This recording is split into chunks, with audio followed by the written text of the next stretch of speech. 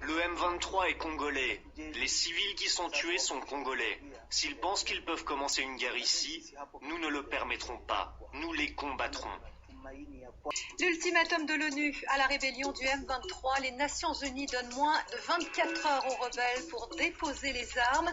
Dans le cas contraire, ils feront usage de la force.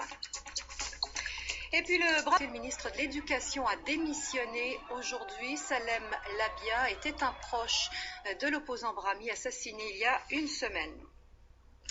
Les taux se resserrent autour du M23 en République démocratique du Congo. L'ultimatum fixé par les Nations Unies expire dans moins de 24 heures maintenant. La force de l'ONU somme les rebelles de déposer les armes. Dans le cas contraire, elle fera, dit-elle, usage de la force. Guillaume Villadier. Il ne reste plus que quelques heures au M23 pour obtempérer. Les Nations Unies lui ont laissé deux options.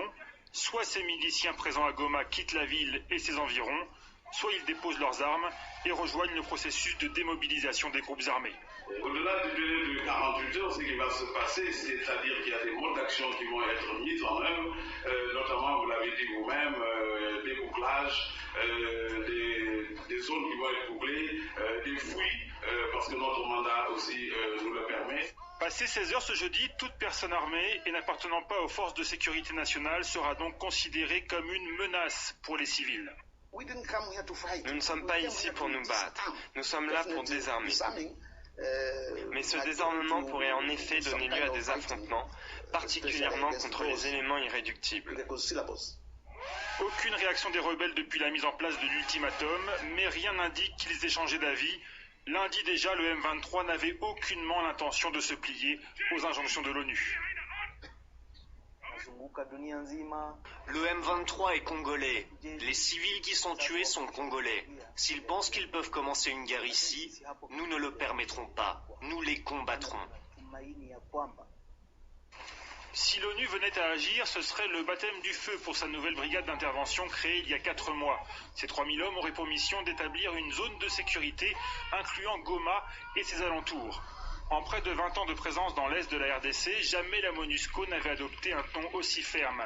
Sa politique de non-intervention a toujours suscité de vives critiques.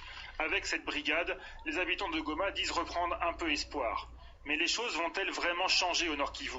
Dans son fief de Kiwanja, au nord de Goma, le M23 aurait recommencé ces derniers jours à harceler les civils. Plusieurs sources rapportent des viols, des pillages et l'arrestation d'une 60aine de jeunes hommes.